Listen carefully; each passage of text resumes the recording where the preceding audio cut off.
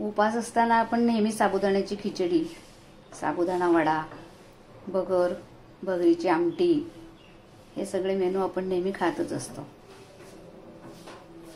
तेव्हा आज आता आपण वेगळा मेनू करणार आहे उपासासाठी। तो म्हणजे साबुदाणा आणि बटाटा याचं थालीपीठ। तेव्हा हे मी बटाटे घेतले तुकडून, मिरच्या आहेत आणि हा साबुदाणा भिजवून घेतला आहे।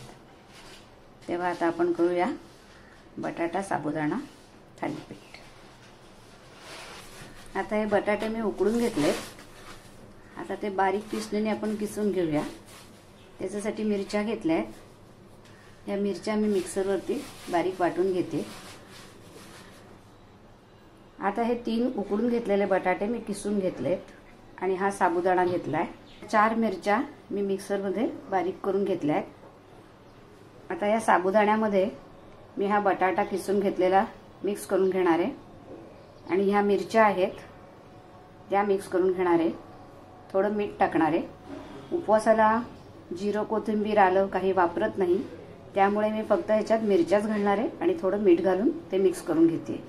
साबुदाणा, उकडलेला बटाटा आणि मिरच्या आणि मीठ हे आता आपण मिक्स करून घेऊया।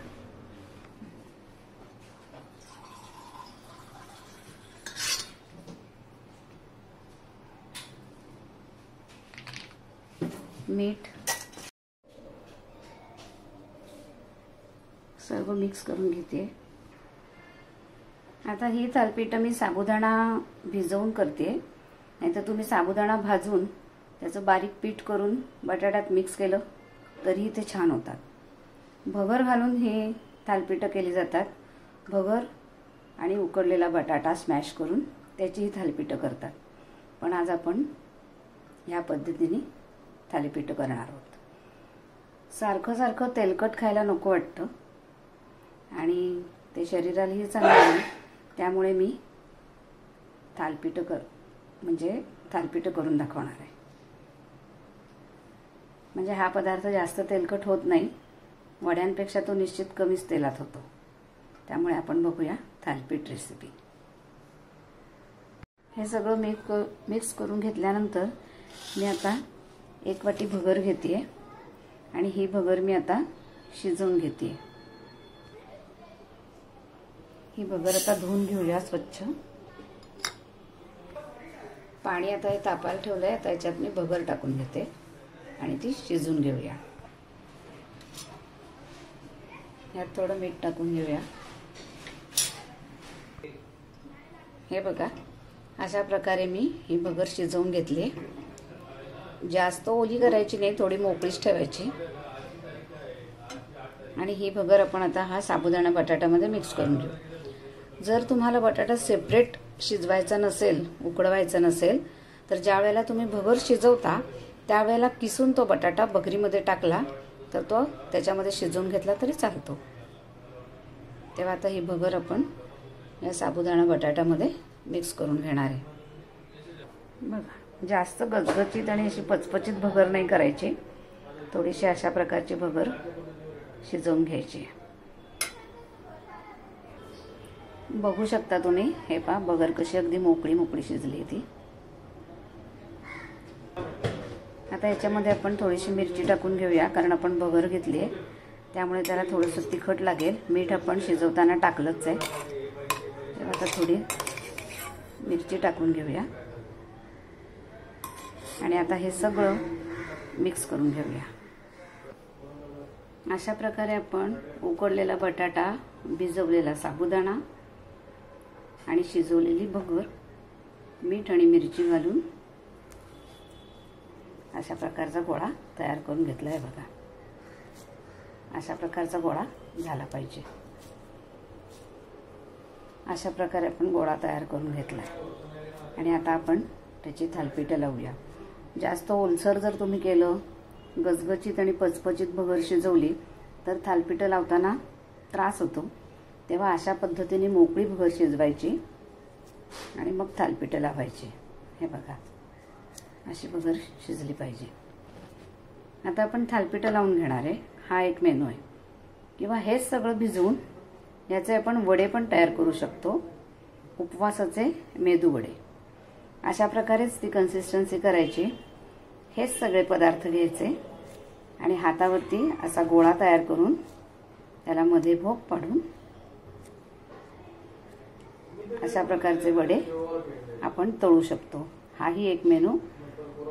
हेच सगळे पदार्थ घेऊन मेदूवडे तयार होऊ शकतात। तेव्हा आपण याचे उपवासाचे मेदूवडे सुद्धा तयार करू शकतो। ते आपण दह्याबरोबर खाऊ शकतो। तशीच ही थालीपीठ पण आपण अगदी छान गोड दही लावून ही थालीपीठ त्याच्याबरोबर ती खाऊ शकतो किंवा शेंगदाण्याची खोबऱ्याची चटणी तयार करून त्याच्याबरोबर ही थालीपीठ खाऊ शकतो। आता ह्याच्यात आपण थोडंसं भाजलेल्या शेंगदाण्याचं कूट टाकून घेऊया, 1 ते 2 चमचे, आणि मिक्स करून घेऊया।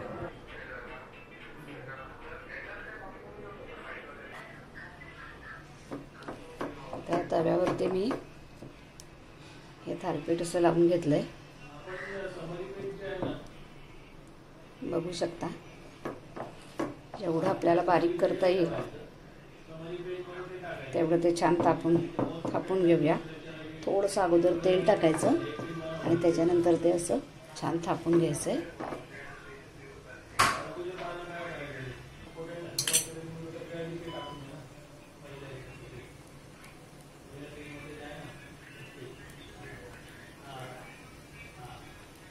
आजूबाजूने तेल टाकून घेऊया।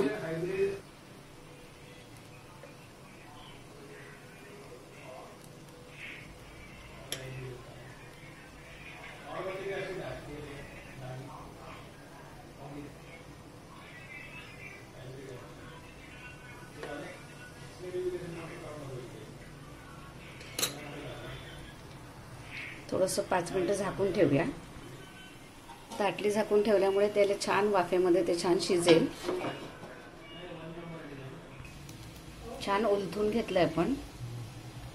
आता दुसऱ्या बाजूने ते अशा प्रकारे शेकून घेऊया।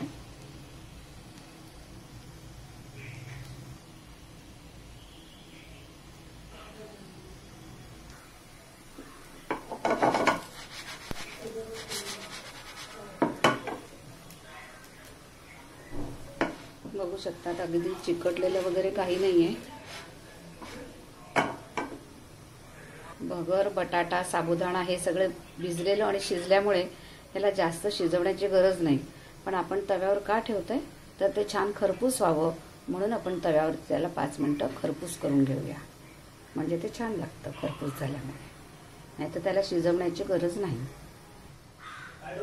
अशा प्रकारे हे बघा सहज उलटतंय हाताने, दोन्ही बाजूनी छान शेकलं गेलंय। उपवासाचे थालीपीठ तयार झालंय।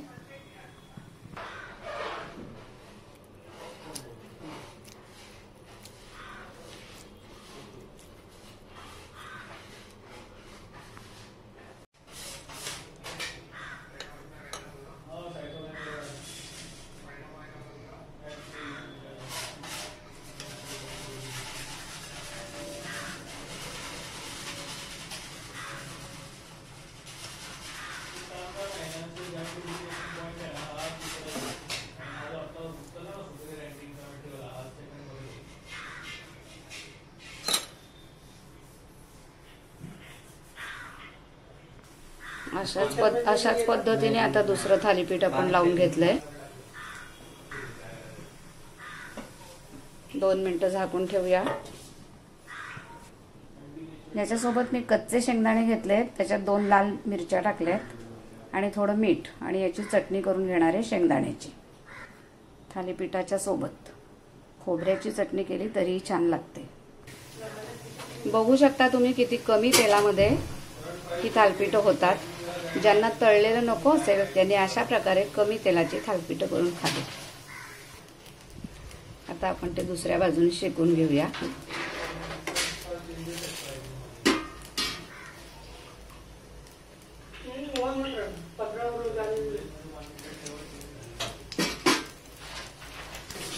छान खरपूस भाजलं गेलंय। अगदी 1 चमचा पोहा तेलमध्ये हे थालीपीठ तयार झालंय। अगदी सहज तव्यावरती ती थापली जातात। अगदी उपासालाच नाही तर एरवी पण तुम्ही नाश्ता म्हणून हे थालीपीठं करून खाऊ शकता. लहान मुलांना पण ती खूप आवडतील. अशा पद्धतीची ही थालीपीठं आहेत. बघू शकता मी अगदी हाताने दोन्ही बाजूनी तुम्हाला दाखवते. अजिबात मोडत नाही, सहज थापता येतात. अगदी खरपूस शेकली गेली आहेत. आता काढून घेऊया. अशा पद्धतीने आपली उपवासाची थालीपीठं तयार झाली आहेत. रेसिपी कशी वाटली? लाईक, शेअर, सबस्क्राईब करा. ही थालीपीठं खोबऱ्याची चटणी, शेंगदाण्याची ओली सुकी चटणी, दही यासोबत आपण खाऊ शकतो. तेव्हा रेसिपीला लाईक, शेअर, सबस्क्राईब करा. अगदी सहज पटकन होणारी सोपी आणि टेस्टी रेसिपी. तिला लाईक, शेअर, सबस्क्राईब करा.